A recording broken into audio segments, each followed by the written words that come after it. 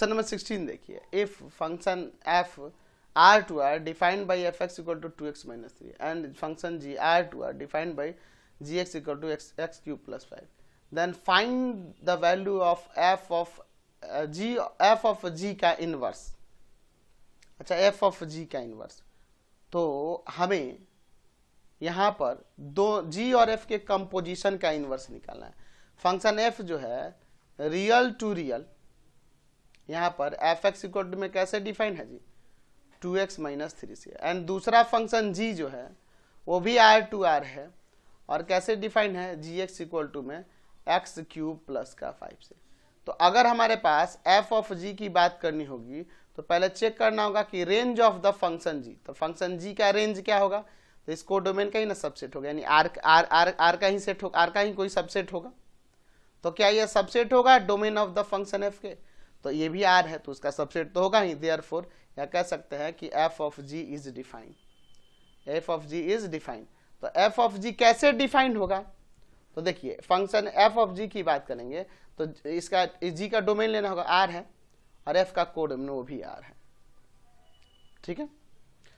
तो अगर मैं इसके इनवर्स की बात करूंगा, क्योंकि हमें इस फंक्शन का इनवर्स चाहिए, तो पहले हम लोग f ऑफ g निकालते हैं। तो ये f ऑफ जी एक्स हो जाएगा।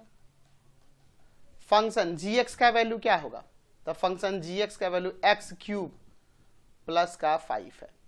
फंक्शन एफ में एक्स क्यूब प्लस 5 रख देंगे एक्स की जगह पे, हो जाएगा यहाँ पे 2 इंटू में एक्स क्यूब प्लस का 5 माइनस 2।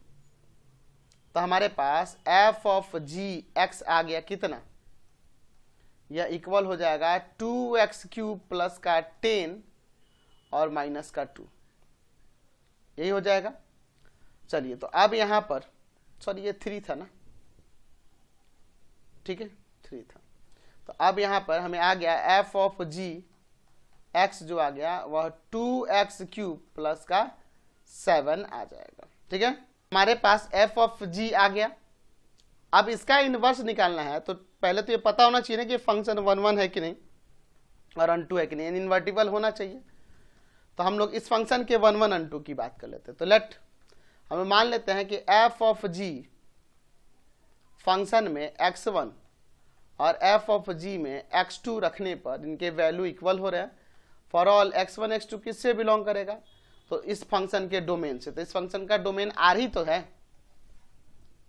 तो इसका मतलब यहाँ पे फंक्शन में रख देंगे तो हो जाएगा 2x1 का क्यूब प्लस 7, 2x2 का क्यूब प्लस का 7, 7 7 कैंसिल, 2x1 का क्यूब 2x2 के क्यूब के इक्वल है यहाँ पे रियल नंबर के लिए, तो यहाँ से 2 2 कैंसिल कर सकते हैं।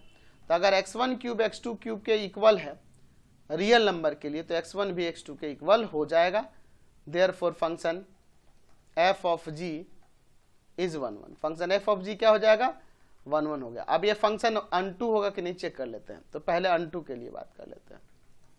लेट यहाँ पे y इक्वल टू में f of g x suppose कर लेते हैं, यानी y इक्वल टू में क्या हो जाएगा, तो ऊपर था आपका फंक्शन का वैल्यू क्या था f of g x 2x cube plus 7, 2x cube plus का 7। तो यहाँ से x का वैल्यू निकालते हैं। तो बताइए, तो यहाँ से 2x क्यूब इक्वल टू में लिख सकते हैं y माइनस का 7, यानी x क्यूब इक्वल टू में आ जाएगा y माइनस 7 बाई 2, और ये क्यूब जाएगा इधर जाके क्यूब रूट हो जाएगा ना जी, यानी x इक्वल टू में हो जाएगा cube root of y minus 7 by 2, ये x का वैल्यू होगा। आप इसे ऐसे भी तो लिख सकते हैं, इसे आप ऐसे भी लिख सकते हैं कि x इक्वल टू में y माइनस 7 है ना बाई यहाँ पर 2 का पावर 1 बाई 3 भी ले सकते हैं। तो क्या इसका वैल्यू रियल नंबर होगा when y belongs to r। अगर मैं y की जगह कोई भी रियल रखूंगा तो x का वैल्यू यहाँ क्या आएगा, रियल ही आएगा। यहाँ पर लिख सकते हैं कि for every element of codomain r having pre-image in its domain r under function f of g, therefore function f of g is unto। तो फंक्शन एफ ऑफ जी क्या हो गया, अनटू हो गया। तो जब ये 1 1 अनटू हो गया, यहाँ पे लिख सकते हैं कि hence f of g is an invertible function. तो ये इन्वर्टिबल फंक्शन हो जाएगा।